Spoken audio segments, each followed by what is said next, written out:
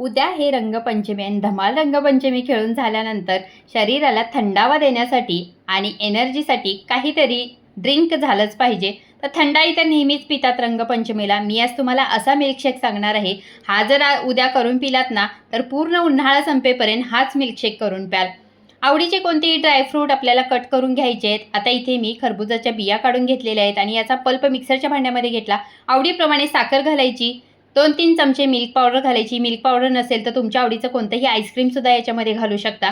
आता याला मिक्सरमध्ये फिरवून घ्यायचं आणि एका भांड्यामध्ये काढून घ्यायचं. रूम टेम्परेचरवरचं याच्यामध्ये दूध घातलेलं आहे आणि त्याच्यानंतर सगळं मिक्स करून घ्यायचं. आता याच्यामध्ये भिजवलेले सब्जा सीड मात्र घालायला विसरू नका, कारण सब्जा सीड उन्हाळ्यामध्ये शरीराला थंडावा देतात. त्याच्यामुळे सब्जा सीड मात्र आवर्जून घाला.